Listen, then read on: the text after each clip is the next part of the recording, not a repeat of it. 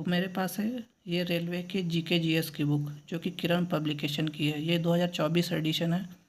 मैंने इसका वीडियो पहले ही डाल रखा है यूट्यूब पे।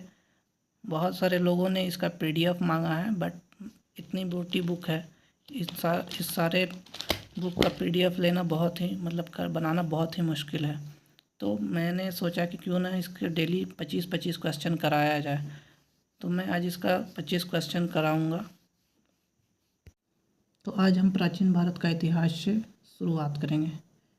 तो पहला नंबर क्वेश्चन है, झेलम नदी के किनारे प्रसिद्ध वितस्ता का युद्ध किन किन शासकों के बीच हुआ था? तो ये हुआ था बेसिकली पोरस और सिकंदर के बीच। सिकंदर जो कि यूनानी आक्रमणकारी था और पोरस पंजाब के सिंध प्रांत का जो है राजा था।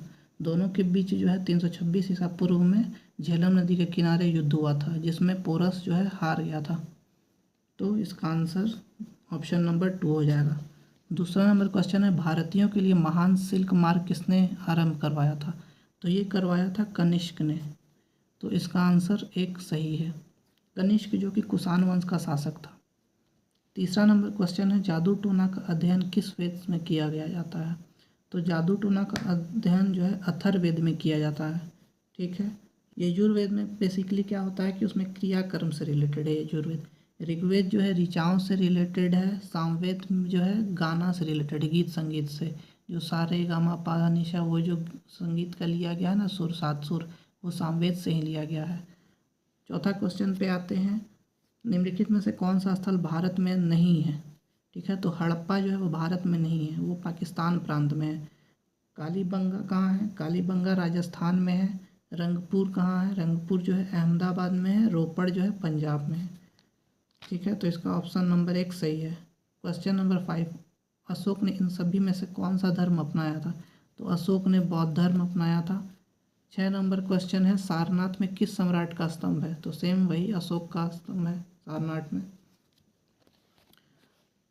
अब आते हैं 7 नंबर क्वेश्चन, रोपड़ में मिल रहे सिंधु घाटी के भग्नावशेष भारत के किस आधुनिक नगर के नज़दीक अवस्थित है? तो ये जो है चंडीगढ़ में स्थित है, जो कि पंजाब में है। अभी हम जस्ट बताए हैं। अब 8 नंबर क्वेश्चन है, भारत के इतिहास में उत्तर वैदिक काल किस समय अवधि के बीच रही है? तो उत्तर वैदिक काल जो रही है वो 1000 ईसा पूर्व से 600 ईसा पूर्व रही है। वैदिक काल में 2 काल रहे हैं, एक पूर्व वैदिक काल, एक उत्तर वैदिक काल। तो पूर्व वैदिक काल जो है 1500 से 1000 ईसा पूर्व तक रही है, और उत्तर वैदिक काल 1000 से 600 ईसा पूर्व। ऑप्शन नंबर 4 सही है। 9 नंबर, निम्नलिखित विदेश यात्रियों की भारत यात्रा को क्रमानुसार निर्दिष्ट करें। तो इसको क्रमानुसार क्रम में सजाना है इनके टाइम के अकॉर्डिंग। तो सबसे पहले इसमें आया है फाहियान। ठीक है। फाहियान जो है वो चंद्रगुप्त द्वितीय के समय आया था, जो कि चंद्रगुप्त द्वितीय गुप्त वंश का शासक था। तो सबसे पहले फाहियान हो जाएगा।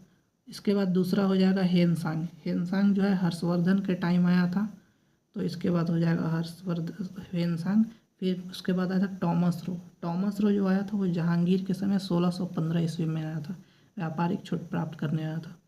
तो इसका सीक्वेंस हो जाएगा 2, 3 और 1। तो 2, 3, 1 ऑप्शन नंबर 3 में है। क्वेश्चन नंबर 10, हड़प्पा सभ्यता के लोग निम्नलिखित में से किस देवता की पूजा नहीं करते थे?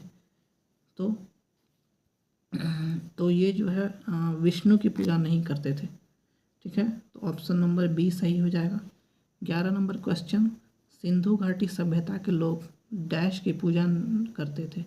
तो वो पशुपति की पूजा करते थे। हनुमान, अयप्पा ये सब उस टाइम नहीं थे, तो वो बेसिकली पशुपति की पूजा करते थे। 12 नंबर क्वेश्चन है, 4वीं शताब्दी की शुरुआत में गुप्तों ने डैश में एक छोटा सा साम्राज्य स्थापित कर लिया था।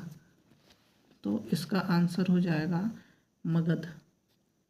मगध में उन्होंने एक छोटा सा साम्राज्य स्थापित किया था, फिर उन्होंने अपने धीरे धीरे साम्राज्य को बढ़ाया था वहाँ से। 13 नंबर क्वेश्चन है, सारनाथ कहाँ स्थित है? सारनाथ है उत्तर प्रदेश में। यहाँ गौतम बुद्ध ने पहली बार धर्म की शिक्षा दी थी। 14 नंबर क्वेश्चन है, मिलिंद पन्नू में मिलिंद के बौद्ध धर्म से जुड़े सवालों का जवाब किसने दिया था? तो वो नागेश्वर ने दिया था। नागेश्वर या नागसेन जो कह सकते हैं। नागेश्वर एक बौद्ध भिक्षु था, और उसने बैक्ट्रिया के इंडो ग्रीक शासक मिनांडर को जो है बौद्ध धर्म की शिक्षा दी थी। मिनांडर उससे क्वेश्चन करते थे और नागसेन जो है उसको आंसर कर देते, नागसेन या नागेश्वर जो कह सकते हैं आप। 15 नंबर क्वेश्चन है, निम्नलिखित वेदों में से किसे ब्रह्म वेद के नाम से जाना जाता है? तो ब्रह्म वेद के नाम से जाना जाता है अथर्ववेद को। ठीक है। 16 नंबर क्वेश्चन है, पद्म पानी बोधिसत्व के चित्र कहाँ पाए गए हैं? तो ये अजंता की गुफा में पाए गए हैं। अजंता की गुफा जो कि महाराष्ट्र के औरंगाबाद में स्थित है। इसमें 3 रॉक कट पर्वत हैं। ठीक है। ये एक बौद्ध गुफा है। इसका निर्माण जो है वाकाटक के राजाओं के संरक्षण में बौद्ध भिक्षुओं ने करवाया था। तो इसका आंसर 4 नंबर सही है, चौथा ऑप्शन सही है, अजंता की गुफा में। 17 नंबर क्वेश्चन है, चंद्रगुप्त मौर्य किसकी मदद से नंद को पराजित करने में सफल हुए थे? तो इजी है, चाणक्य की मदद से। चाणक्य जिसको कि घनानंद ने बेइज्जत करके भगा दिया था और उसी का बदला लेने के लिए उन्होंने चंद्रगुप्त मौर्य को तैयार किया और उसको मौर्य वंश का राजा बनाया। 18 नंबर, अशोक ने धम्म के प्रचार के लिए किस नए पद का निर्माण किया? तो ये हो जाएगा धम्म महामात्र। आते हैं नेक्स्ट क्वेश्चन पे। चीनी यात्री हेनसांग किसके समकालीन थे? तो भी जस्ट बताया था, हर्षवर्धन के समकालीन थे चीनी यात्री हेनसांग। 20 नंबर क्वेश्चन है, निम्नलिखित में से किस साम्राज्य को कोई में अपना निजी बंदर कहा था? ठीक है। तो ये पांड्य साम्राज्य का था। 21 नंबर क्वेश्चन है, बुद्ध का वास्तविक नाम क्या था? बुद्ध का वास्तविक नाम सिद्धार्थ था।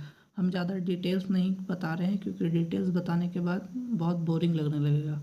अगर आपको डिटेल्स में चाहिए तो आप कमेंट करके बताना, नेक्स्ट वीडियो से हम थोड़ा और डिटेलिंग बताएंगे। तो बुद्ध का वास्तविक नाम सिद्धार्थ था। ठीक है। 22 नंबर, अशोक की लिपि को पहली बार पढ़ने में कौन सफल हुआ था? तो जेम्स प्रिंसेप जो है 1837 ईस्वी में अशोक की लिपि को पढ़ने में पहली बार सफल हुआ था। ठीक है। 23 नंबर क्वेश्चन है, इसमें कौन सा शहर चालुक्यों की राजधानी थी? तो ये बादामी होगा। चालुक्य तीन जगह पे शासन किए थे। एक बादामी का चालुक्य था जो कि बादामी के क्षेत्र में थे, दूसरे थे कल्याणी के चालुक्य और तीसरे थे बेंगी के चालुक्य।